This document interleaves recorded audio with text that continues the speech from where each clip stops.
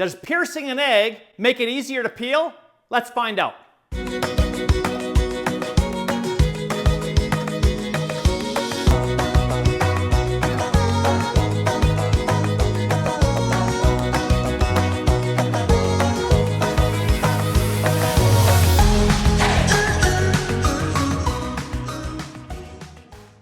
Hey, Chef Des coming at you from my kitchen again, corporate chef of BC Egg. Yeah, today we're going to either confirm the fact that piercing an egg will make it easier to peel when you hard boil it, or we're gonna bust that myth. I have never done this before, but I've seen videos online of people taking a push pin and poking a little hole where the air pocket is of the egg before they put in the water for boiling. And supposedly it makes it easier to peel. My logical brain says that's going to fracture the eggshell and you have more of a chance of it cracking the whole egg in the water. So I don't think it's gonna work. But let's find out and see if this really does work and whether you should do it or not. So I have one I've done here already where I pushed the pin into that little air pocket. The air pocket is usually at the wider end of the egg, so you have the tip, which is usually pointed down in the carton. So we're gonna take that pin and just gently push that pin in there.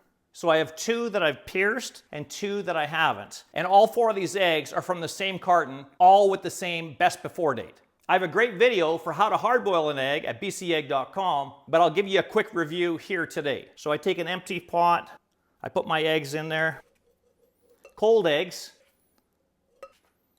and take that pot to the sink, then cold water, and make sure you fill it about an inch over the eggs. And then we're gonna put it on the stovetop and high heat. We're gonna bring that to a full boil. Once we reach a full boil, we're going to place a lid on it, and for a gas stove, turn it down to the lowest setting you can for 10 minutes. If you're working with an electric stove that has a coil, then you're gonna bring it to a full boil, put the lid on, and then turn it off. And that's because that electric coil is going to retain a lot of heat afterwards, even after you turn off the stovetop. If you have an induction cooktop, then you're gonna want to put it on the lowest setting on your smallest burner for that 10 minutes. The reason why we start out with cold eggs and cold water, I always tell people that cooking is never time. Cooking is always a texture change, a visual, like you're putting a crust on a scallop or a steak, or an internal temperature, like when you're cooking a roast. But for hard boiling or soft boiling an egg, it is all about time because you can't see the texture change. There's no visuals at all. A raw egg looks the same as a hard-boiled egg, and you can't take the internal temperature of the egg either. So because it is all about time, all your variables have to be the same. Cold eggs, cold water, bring it to a full rolling boil, lid, turn it down to low for 10 minutes.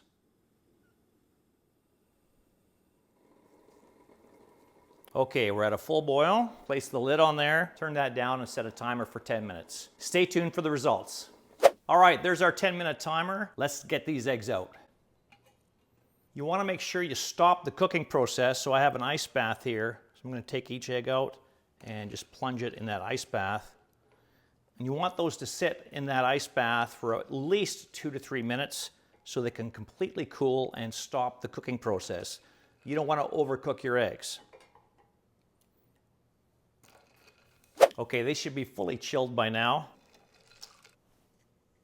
Here's one. I don't think that one's the pierced one. We'll put that there. This one is definitely pierced. You can see it there.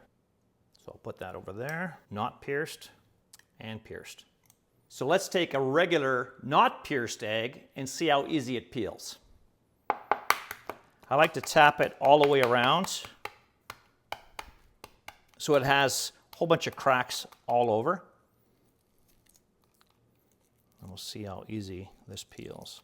These are fairly fresh eggs too. Usually the older the egg, the easier they are to peel. But this one seems to be peeling pretty good. Again, this is a not pierced. That peels awesome. Nothing wrong with that at all. Let's take one that's been pierced. Again, same process. I tap it all the way around. And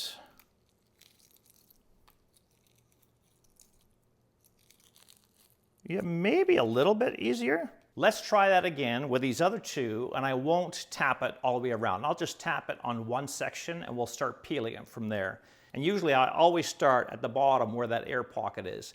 This is the one that's not been pierced. So again, I'm just gonna tap it one part there, and we'll just start peeling and see what happens.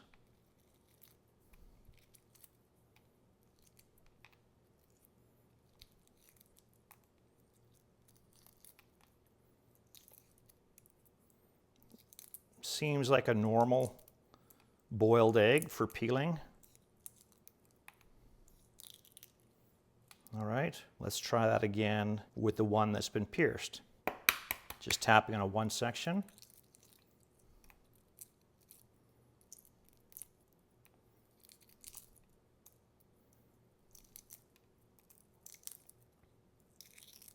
The peel feels a little looser, so I would say somewhat it works, but let's cut into a couple of these to see if that piercing affected the cooking doneness and the texture inside. So I'll cut into the one that was not pierced first. Nice, perfectly cooked hard-boiled egg. And this is the one that was pierced. So I would say virtually no difference in cooking texture. So there you have it. Piercing makes a little bit of a difference, but in my experiment, not that much for me to search out a pin and pierce my eggs before going in the water. So I just wouldn't bother. Thanks for watching. Make sure you're checking out bcegg.com for a whole bunch of other great egg tips, recipes, and tricks. And this is Chef Des signing out. Where are you getting your protein from?